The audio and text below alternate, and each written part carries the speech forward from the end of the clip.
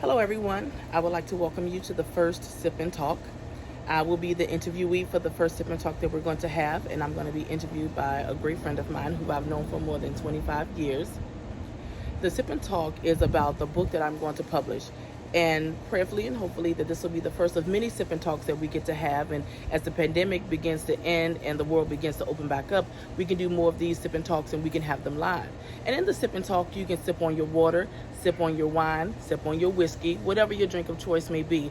And then we can have some nice, candid, honest conversations without feeling like somebody is going against you, because this should be an open forum where we get to talk about a lot of things, especially the adversities that we have to deal with in life and the adversities that we have to deal with that does not belong to us. We have a tendency to take on other people's adversity, and when we take those on, we don't know how to handle it or balance it with our lives. So the Sip and Talk is going to be one of those forums that allow us to be able to have these conversations and have these conversations to be able to talk to others that may be dealing with the adversities. And we'll start with the first one with myself and talking about my book, Not Your Journey to Take. I'm starting all over again because you know me, I gotta get my slides right. Okay. Well, look at what I have here visiting me today. Oh my goodness, my beautiful sister, Keisha Mason Campbell. I am so excited to see you today. You look wonderful. Thank you. But we're going to talk about something that's really exciting, the fact that you are publishing a book. So I've known you for a long time. Yes, you have. And we're going to get right straight to everything because I want you to share with everyone basically how long you've been writing. Because I know you've been writing for quite some time. But how long have you been writing? Just tell us about yourself. I have been writing since I was in middle school. I love to write. I've always written stories. I've always written fiction and nonfiction, just a combination of the both, because I enjoy writing and I love reading. I have just never published anything, and now is the time. So what made you decide to write about this particular topic? So with this particular topic, what happens is so many families have to deal with incarceration, right? Mass incarceration is a huge problem in our community, and our loved ones being incarcerated is a big issue. The problem with that is nobody helps us. Nobody tells us anything. Nobody, encourages us. There's no self-help groups. Churches don't really help you. As much as they say they help you, you have the nonprofit organizations. Everybody supposedly helps you, right? They help the individual who's incarcerated, Correct. not the family members who's dealing with the incarcerated loved ones. We don't have that. And my mother and I dealt with that for many, many years, because 2 out of my 6 siblings went to prison for quite some time. And we didn't have that. The support we had was my mother and I. So with that being said, I just felt like this was something that was necessary.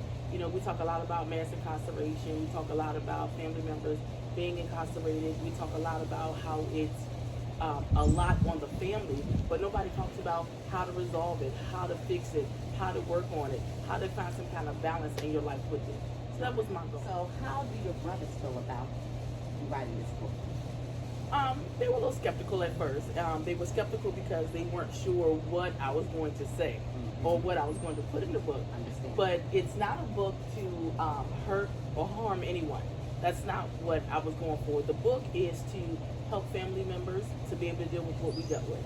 So I share in there the journey that my mother and I took with my brothers, with having to deal with their journey. It wasn't easy.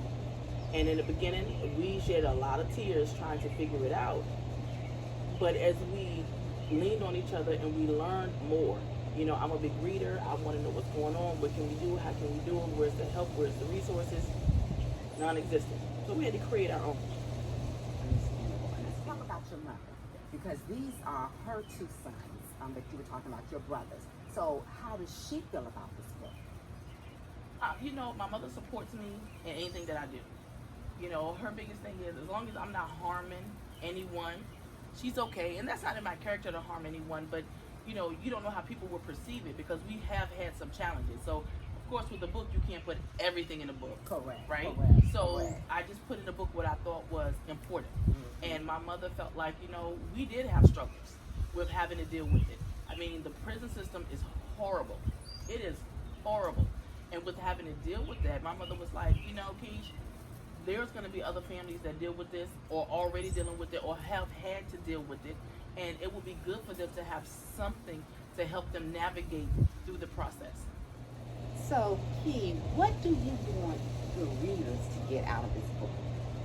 You know, I would really like the readers to have an opportunity to read it and understand where people come from with having a loved one who's incarcerated.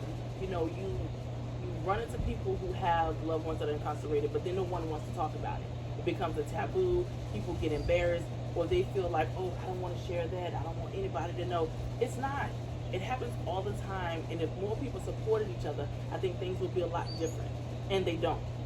They don't. Nobody wants to talk about it. Everybody wants to brush it under the rug, which is not fair, you know, to the family members, because we need support as well. We needed support.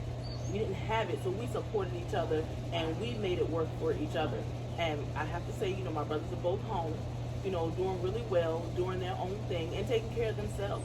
You know, so I have to admit that, you know, it may have been a long journey, but the journey was not in vain. Understandable. So I do see that you have a workbook. Yes. Can you tell me about your workbook? Yes. You know, and just share with us a little bit more specifics about how that actually works. I am in the process of creating a workshop. Okay. And with this workshop, this workbook is going to help you navigate through the workshop. And what that means is I take you through our journey, and I help you to define your journey.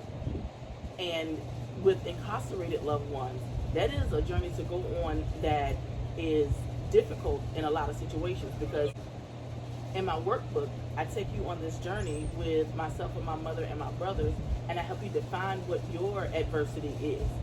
And the workbook, I teach you how to budget your money, so that way you can budget your money and then budget the money that you send your loved ones who's incarcerated. I teach you how to manage your time so that your time isn't consumed with collect calls, going to have visits. You know, those can be time consuming. Not can be, they are time consuming. So with that being said, you need to figure out a balance. Not having a balance, you will lose yourself in their situation. You will lose yourself, and you won't be able to find yourself. And when you do, time is gone, life has passed you by, and you're like, wow, I've spent all this time working on this particular situation, and it's not even mine. Right. Well, I must say, I am so excited about the fact that you are finally publishing your book. So what I think, not only myself, but everyone wants to know, where can we purchase this book? And how do we do it? Where is it at? Great question. So not only am I publishing the book, I am self-publishing the book. You can go to my website, www.notyourjourneytotake.com. Did y'all get that? Did everybody get that? Okay, go ahead. One more time for me. The website is going to be www.notyourjourneytotake.com. Yes. And you can go to the website and learn a little bit more about me, learn a little bit more about the book and the workbook. The workshop is coming soon. Hopefully the workshop will be ready by September. We're looking to have it rolled out at that particular time so that we can be able to help other families deal with what we've dealt with. And then another thing I do want to share is there are families that have dealt with incarcerated individuals but have never dealt with the incarcerated individual within themselves. Mm-hmm. Because once you take on someone else's situation, sometimes you don't know how to let it go, and you hold on to it, and then you have resentment, anger, and then you have these expectations that what this person should or should not be doing. That's not for you to decide. You cannot live somebody else's life for them, and because you can't live their life for them, you can't tell them what to do. You can't tell them how to do it. And just because you've supported them the entire time they were gone away, that was your choice. Correct. That was your decision. Correct. So you cannot expect that person to pay you back in return for something they didn't ask you to do. Or even if they did ask you, you didn't have to. That was your choice. And I'm going to tell you, that is a moment that when you get to that, you become at peace. Because you know everything you did because you wanted to. And I'm not expecting anything in return, right? But I am expecting you to live your life and hopefully to do better. And I have to say, with both my brothers, they are doing really well. So I'm grateful and I'm blessed, and always. And my mom is excited that things have worked out the way that they have, because I have known some people where it did not work in their favor. right, all right.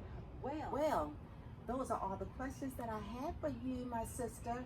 So let's have a little sip and let's have a little toast to not your journey to take and to the future of everyone knowing their place is about self-love. All right? Indeed. Thank you. Indeed.